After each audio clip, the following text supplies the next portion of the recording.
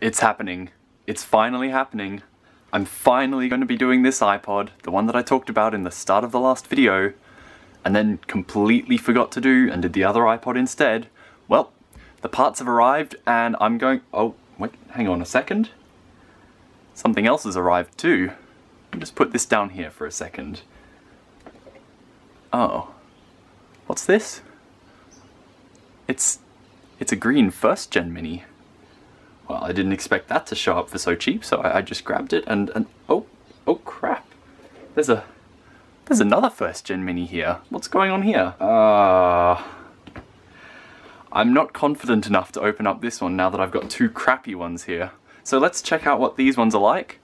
And instead of putting the nice iFlash kit that I got into my nice iPod, I'm going to put the nice iFlash kits into the crappy iPods, and then put the crappy Chipple card that I got, which is like a red card except it's not, it's a black card, into this iPod. I don't know why. I'm just doing it that way. So I've decided for this video I'll be using this silver iPod, since I will be most likely to sell it off because it's not all grotty and nasty like this green one. Not sure if you can see that, but there are tons of little dings in the anodized coating and dents everywhere. So that one is going to be another experiment for another day. This one, saving until I can actually do it properly. This one, however, let's check out what's on this. Now, this one's got a pretty bad battery, so I'm going to need to charge it up a little bit just so I can show you.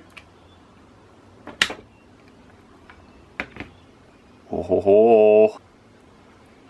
Come on. Hey! And we're in. So it does appear to work. Backlight works and everything. There's a weird little blotch on the LCD. I don't know if you can see that right there. That's going to be not too much of a problem. I'll see what I can do about that later maybe. But let's see what the previous owner had on here. Let's go into music. Oh, we have a single album. Now that's what Alright, let's see who's that by. Artist. Taylor Swift. And there is a single song, Love Story. So I wonder if the previous owner just decided to load that on to test it or something. So I've got my MacBook here. Let's open this up and have a look at what it looks like on iTunes. Okay, here we go. Okay, it's got a do not disconnect. So, is it going to come up? Oh, there it is. iPod. Music. There's our one song, Love Story by Taylor Swift. And no. Wait a second. I can see some dots on there. Hang on, actually let me just screen record this. It'll be a lot easier for you to see that way. Okay, so we're in here. And I've just noticed the play count for this song. It's 55, but then there's a comma and an ellipses there. That seems to indicate to me that there is more of that number, which slightly terrifies me. Let's go song info, spinny wheel of death, because it's an old MacBook, but... What? No! No. 55,000 plays.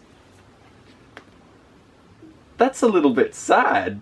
They've only had one song and they've only got one song to listen to. Oh well, time to take the hard drive out and completely erase that play count and put my music on it because I am selfish. That is an impressive achievement though, I've got to say. That's... Seriously, whoever did that, that is real dedication. Okay. Let's get back to tearing this apart.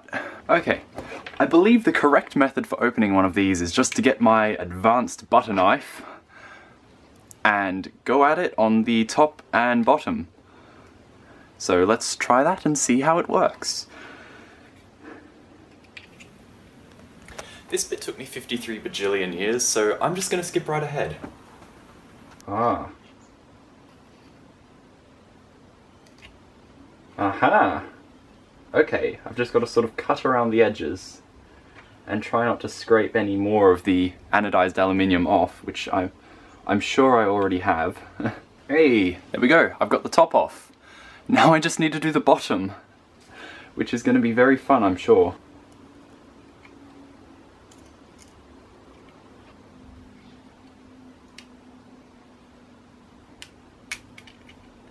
Okay, weirdly that was not even close to the difficulty of the top. I will set that aside and try to remember which way up is. The side with the lip faces towards the click wheel. That little grey bit in there. Whatever, you can't see it. I can. I'm just reminding myself at this point. So now there are screws on the top and C-clips on the bottom. This is really, really fun.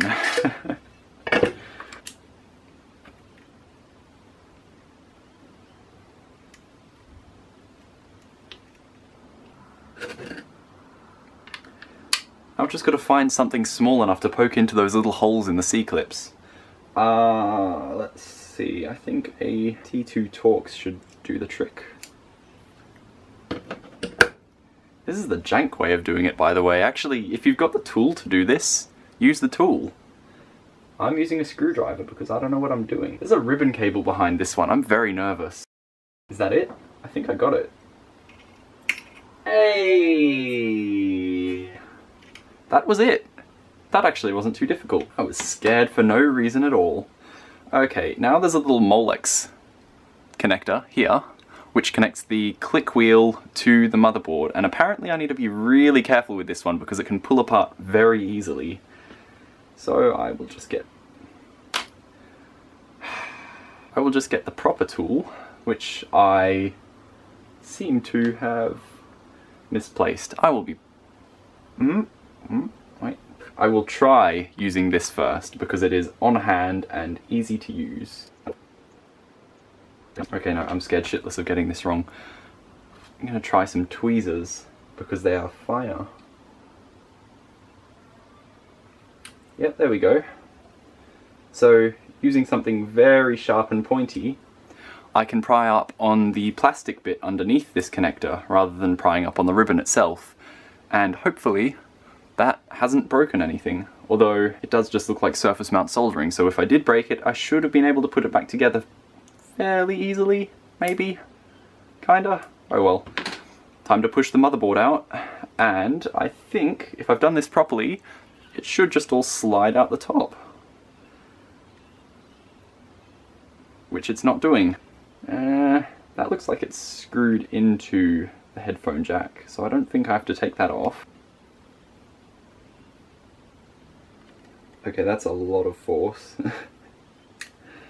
And it is not coming out. Turns out I was using the right opening procedure, it's just extremely stuck. Now, this iPod is advertised as having a bad battery, or at least this particular one was. So what I'm suspecting has happened is the battery has expanded slightly inside here and is pressing against the motherboard and the back case, which might explain the screen discoloration as well, although I'm not too sure. But I did manage to push it out by about 2mm, as you can see at the bottom of the screen. So I will continue to push and see what happens. This is really on the edge of what I think the motherboard can physically handle though. It's really tight. It's real tight. Oh, that's nasty. I'm gonna need something to push the motherboard through with because it's very, very squished in there. So I'm just looking around for something that I can use.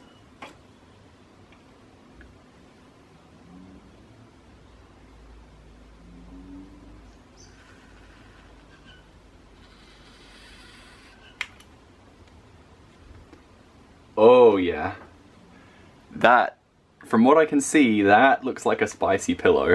That's interesting. Continue to push it out, I guess, and we'll see if it decides to go thermonuclear on us. Oh geez, yeah. I'm getting rid of this quickly. That's not very nice. Come on.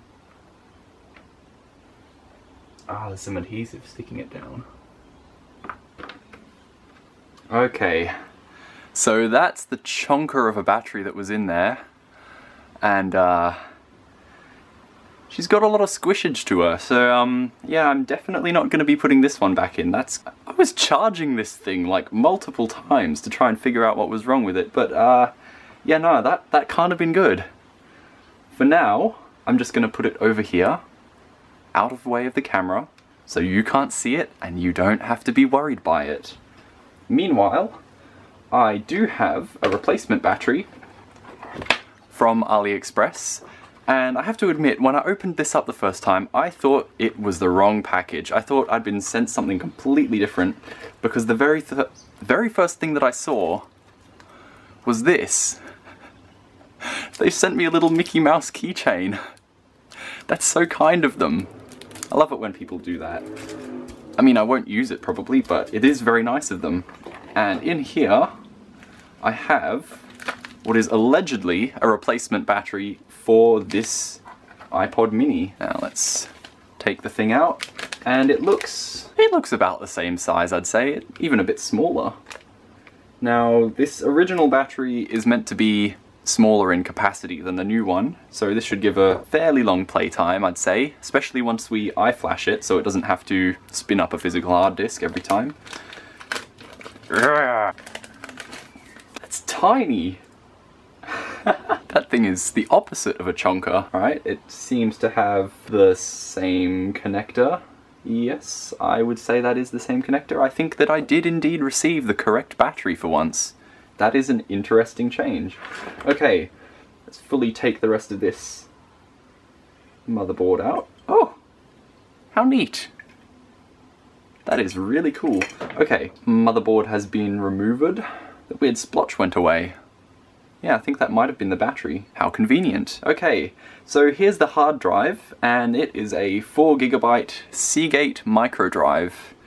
And I'm going to be removing that and replacing it with an iFlash. First, I have to figure out how to do that. That would be a good first step. So this just comes straight off. That's a start, and there's a lot of tape around it. Little black tape. It doesn't feel like electrical tape, it's just black tape. And there looks like there's a connector buried under here somewhere, so I'm going to keep removing this. I don't think I'm going to be reusing it, but always best to be neat while doing stuff like this so I don't break anything. One piece of black tape removed. 2 pieces of black tape removed. Okay, now we can move on. That was incredibly slow. So there are blue bumpers around this, and they're all sticky. Gross. Don't you just love it? Okay. Now I see a big long connector along the top of this, which means that I probably need to take that off. Okay, let's use the correct tool for the job, a plastic opening tool. That was quite violent. I regret that. Okay, so this is now out, and that's a fair bit chunkier than the iFlash itself, so I think this is going to fit just fine. I do need to figure out which way up these go inside the iPod, because this connector is completely symmetrical.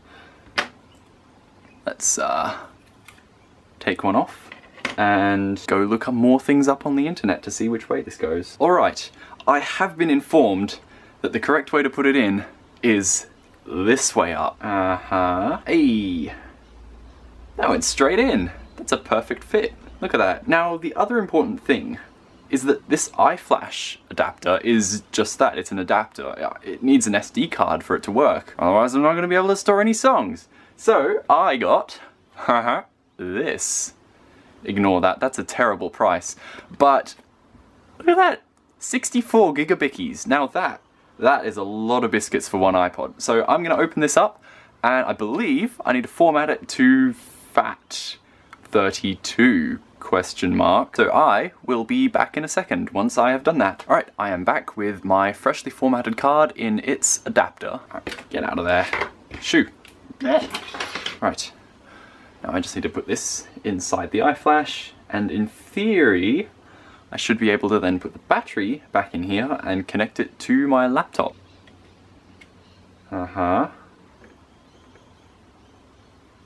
the hell? This cable's a really inconvenient length. Hang on a second. There we go. That's good enough. Should I put this back in here, or should I take the click wheel out and put it in there? I'll put this back in. What could go wrong? That seems to be all the way back in, and I don't think I knocked any components off the board by the looks of it. So I will plug the click wheel back in. Now if I unlock this, I should get a warning that tells me to restore the iPod. Sad pod. Okay, so now I should plug it into the computer and see what I can get going. Alright, we're here in iTunes. Let's just plug the iPod in and see what happens. So I was just asking the r/iPod Discord for help because my iFlash adapter wasn't working. It was just being a sad pod and not showing up in iTunes like it was supposed to. See, normally what happens is you plug this into iTunes. Let me zoom out a little bit. You plug this into iTunes. iTunes says, would you like to restore this iPod because it has detected an iPod in recovery mode. Then you press restore, and kablamo! You get new firmware for your iPod installed straight onto your SD card. In this case, it just wasn't happening. I just discovered why. I was trying to figure out if this iFlash adapter was in fact up the right way. Let me put this in frame. That would help you to get an idea of what I'm talking about. So I was trying to figure out if this iFlash adapter was in fact meant to go this way up in the iPod. So I was looking around, and then I go underneath it, and I just notice this row of pins where there's not meant to be one. I only plugged it into half of the socket. God, I'm an idiot. Alright, let's redo this. Take 2, and I hope I didn't fucking break anything. All of the pins this time. Okay, that is all of the pins and all the way ins. So let me reseat this board. Actually, I'm just going to put this back under it because I don't want it shorting against the motherboard. I'm going to get a better solution when I put it back together fully, but just for now. And plug the battery back in. There we go. Okay, so we are now in iTunes. Plugging the USB into my laptop, and let's see if I didn't screw anything up. Hey, that's different. You can do it. Oh, I've got a wheel. Hey! Welcome to your new iPod. Continue. No name. And that is... I've got a little label! 64 gigabytes! It doesn't even say it needs to be restored. What's going on here? Entire music library. Alright, I will save that for when it's back together. At least I know that it works now, and I am going to clean it up and close it back up. Get out of here. Okay, so now I need to re-wrangle the battery and put some proper insulation in there. I'm just going to reuse this actually. Too lazy for anything else. That's enough to keep it from shorting out anyway, so that's fine. Nothing wrong with the good old bit of reusing. Dang it. Where's my screen cleaning cloth? Just 1 second, Dooney.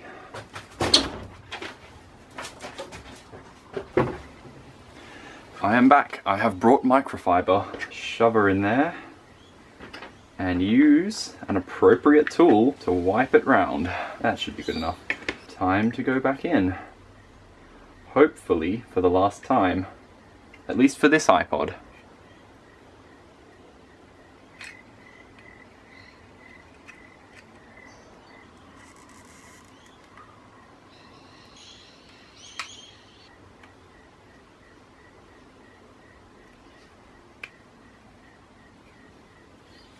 Alright, it still needs to be restored clearly, so I'm going to hold off on that for a bit while I clean up the metal plates, because these have still got a bunch of old adhesive on them, and then we can go on to restoring it. I have, for the most part, cleaned out the adhesive still left on all of these little surfaces in here which hold the plates on. So what I can do now is cut out some double-sided adhesive and stick it to these edges and hope that that is enough to keep the end caps on while it's being dropped and mistreated and all the other things I'm sure that I will definitely not be doing with this iPod because it's too nice.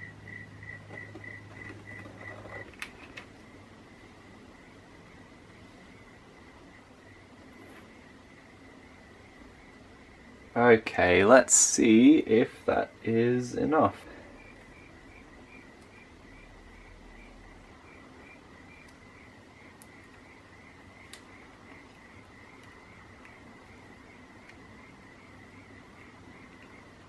Perfect.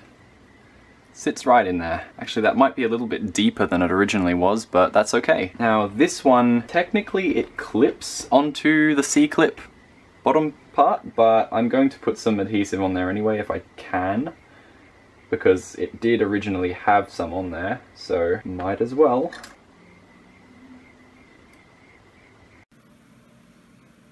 So I got up to this point and realized that my camera ran out of space. So here's the closure for this video.